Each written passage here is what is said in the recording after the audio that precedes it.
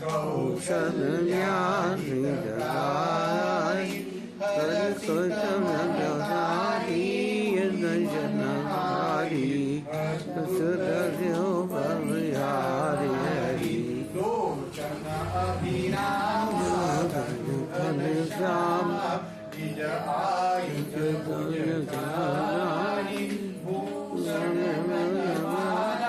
नयन विशाला शोभा सिंधुधरारी कहती कर जोई स्तुति तोरी माया गुण ज्ञानातीत वेद पुराण करुणा सुख सागर गुण आदर गावहि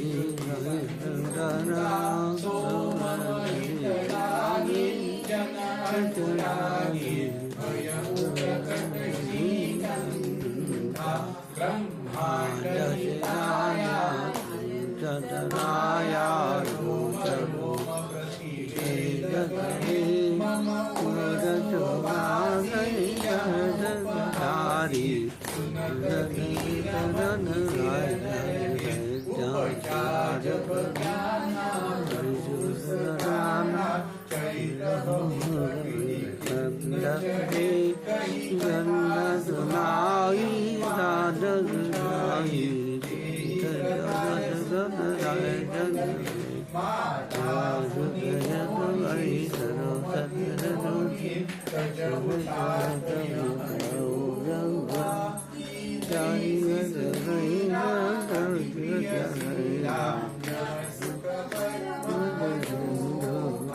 सुनी बचन सुजाना रोदन ठाना कोई बालक सुरपूर्णा यह चरित गावहि हरि पद पावहि प्रेम बड़ि भवतोजा हरे प्रगट कृपाला दीन दयाला कौशल्या प्रदायि हर सुरराहि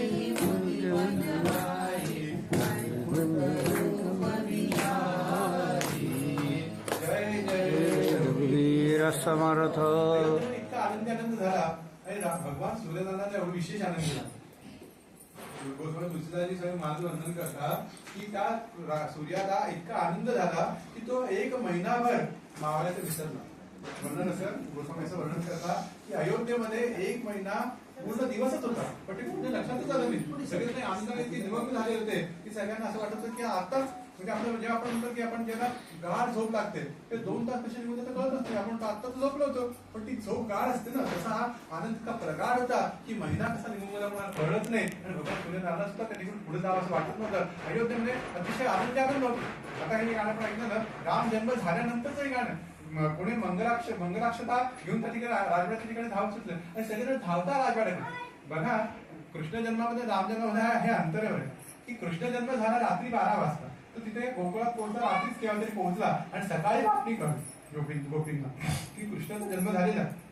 परंतु ज्या गोपी सकाळचं सगळं कामना वाटत होत्या, जरी बातमी कळली तरी गोपीच्या सामान्य स्त्री आहेत ना, सामान्य जगात सकाळचं दूध दुग्ध रांधणं धुणं भांडी पाणी सगळं केल्यानंतर तेव्हा त्यांना जेव्हा वेळ मिळाला तेव्हा त्यांनी आपल्यापणे आपला हवा तसा शृंगार केला. कोणी दुगडं नेसलं, कोणी नाकात नथ घातली, कोणी डोक्यात पदर घेतला, फुलं माळली. नंतर भगवान श्रीकृष्णाचं दर्शनाला यशोदा नंदबाबाच्या ठिकाणी दरबारामध्ये घरी त्यांच्या घरी आले. आणि अशा रीतीने भगवान कृष्णाच्या जन्मानंतर बऱ्याच कालावधीनंतर सगळं गोकुळ त्या ठिकाणी जमा झालं आणि त्यांनी कृष्ण जन्माचा आनंद साजरा केला.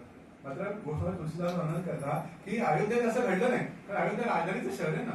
अयोध्येच्या राजधानी शहरातल्या सगळ्या स्त्रिया पण सुशिक्षित असतात, त्यांना कामधामाची फारशी काही नसतं घरातली, त्या नेहमी सुसज्जत असतात. त्यांना माहिती होतं केव्हा राजकीय बोलावलं केव्हा धावत सुटा काही माहित नाही, त्या सगळ्यांनी सुसज्जत असतात. त्याच्या सुसज्ज अवस्थेमध्ये सगळ्यांनी त्या ठिकाणी उपस्थित होत्या आणि या उपस्थित सुसज्ज असलेल्या सगळ्यांनी त्याकडे नाम दर्शनासाठी धाव घेतली.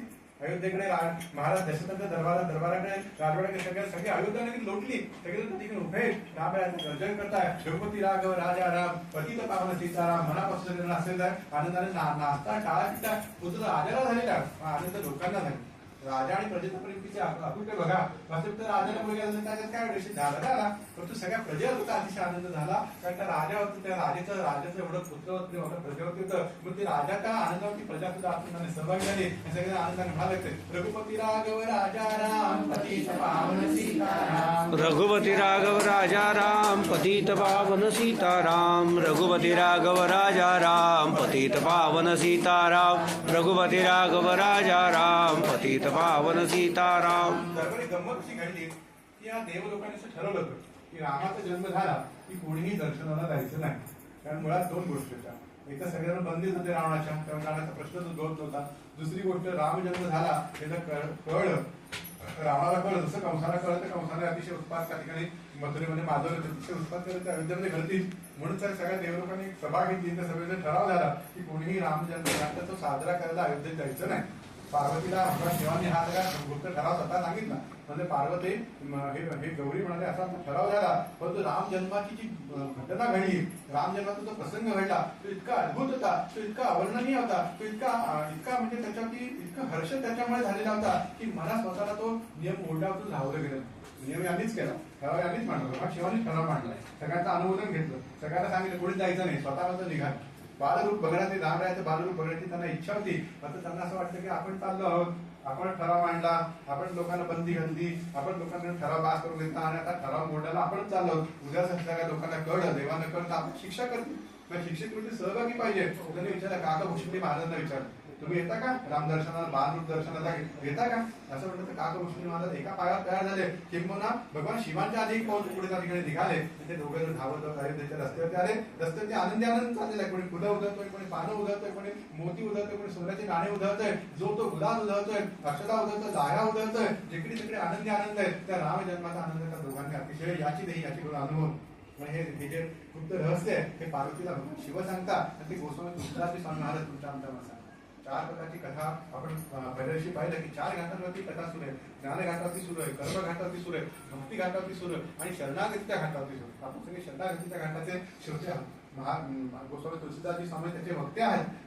त्या शरणागती ही भगवंताच्या चरणी शरणागती पत्करणं हे एकमेव अस्त्र आपल्या हातामध्ये भगवंतांनी ठेवलं.